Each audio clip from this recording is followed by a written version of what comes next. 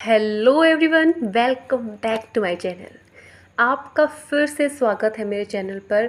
आज हम करने वाले हैं हाइट एंड डिस्टेंस की कुछ बेसिक सी ट्रिक कि अगर आप हाइट एंड डिस्टेंस चैप्टर को पढ़ रहे हैं तो आपको सच में ये हेल्प करने वाला है। अब मैं आपको बताऊंगी कैसे। देखिए, सबसे पहले आपको ये पता होना चाहिए कि अगर हमारे पास इस टाइप का कोई एंगल बनता है तो वो मोस्टली आपका राइट एंगल होगा, या अगर नहीं भी है तो देखो ये तो राइट एंगल ही है भाई। देखो, मैंने माना ये एंगल 90 डिग्री। अब देखो, ट्रायंगल के तीनों एंगल का सम होता है 180 डिग्री। अगर ये एंगल 90 डिग्री का है that means angle A plus angle C is equals to 90।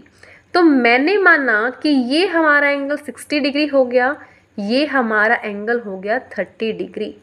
अब इसमें आपको सिर्फ एक बात याद रखनी है कि एंगल 30 जहाँ पे दे रखा है उसके ओपोजिट बिल्कुल सामने वाली साइड आपकी 1 होगी। 60 के ओपोजिट वाली साइड की लेंथ आपकी √3 होगी एंड 90 डिग्री के एंगल के सामने वाली साइड की लेंथ आपकी 2 होगी।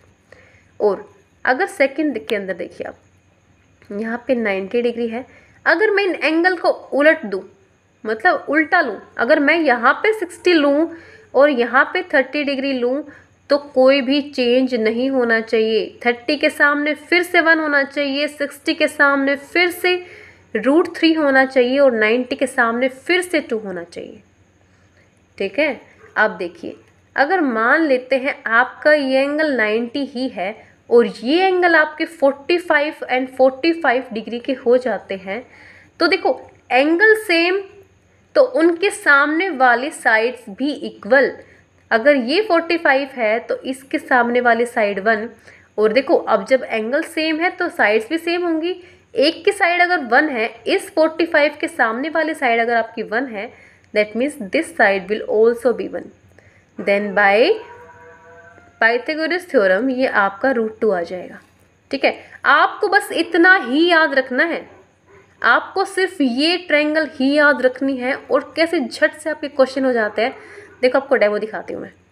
आपके पास एक क्वेश्चन है, the measure of angle of elevation of the top of the tower 75 √3 height from a point at a distance 75 meter from the foot of the tower in a horizontal plane। भाई आपको कह रखा है कि आपके पास यहाँ पे क्या है, एक टावर है और टावर की हाइट आपकी दे रखी है 75। देखो ये मान लिया टावर है, देखो दिख नहीं रहा आपको, अब ठीक है। देखिए, टावर की हाइट 75 √3 है और इसके टॉप से एंगल ऑफ एलिवेशन बनता है कहाँ पे, टावर के बेस से दिस 75 मीटर के डिस्टेंस पे कोई पॉइंट है भाई, यहाँ से बनता है आपका एंगल ऑफ एलिवेशन। तो you have to find out this angle here. ठीक है, ठीक है ना। अब देखिए, मैं 75 को 75 1 जा 75 लिख दूँ, या देखिए मैं आपको अलग से बना के दिखाती हूँ कि यही ट्रायंगल आपकी, जहाँ पे ये एंगल तो आपको थीटा दे रखा है, इस 75 को मैंने लिख दिया 75 × 1 and this 75 is written as this form. ये एंगल 90 डिग्री का है, देखिए। ठीक है। अब सुनो, अब आपने देखा कि इसमें भी 75, इसमें भी 75 के अलावा जो आपके पास बचा है वो है 1, यहाँ पे बचा है √3। अब देखो, जो मैंने आपको बताए थे अभी ऊपर कि अगर कोई ऐसी ट्रायंगल आए जिसमें बेस ये वाला पार्ट हमारा 1 हो, इधर √3 हो, तो दिस विल बी दिस 2। ठीक है।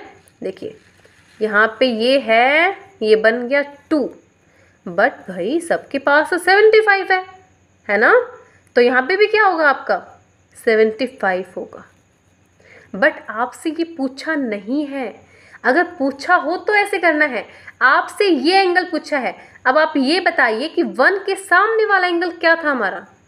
देखिए 1 के सामने वाला एंगल क्या था हमारा 30 डिग्री। √3 के सामने वाला एंगल हमारा 60 डिग्री।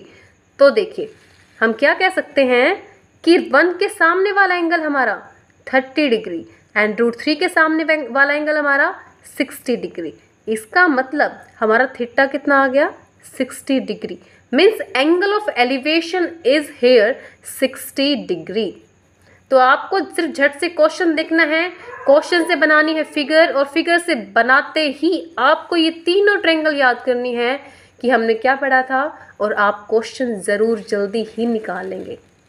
ठीक है, तो आई होप आपको वीडियो अच्छी लगी होगी।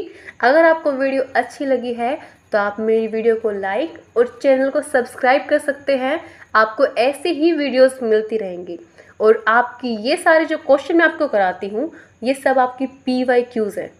ये क्वेश्चंस आपको 9th 10th से लेके आपकी ग्रेजुएशन तक के मिल सकते हैं, जो आपको teaching exams and other competitive exams की तैयारी करने के लिए जो आपका हायर मैथमेटिक्स पूछा जाता है उसमें आपको ज़रूर हेल्प करेंगे। ठीक है, थैंक यू।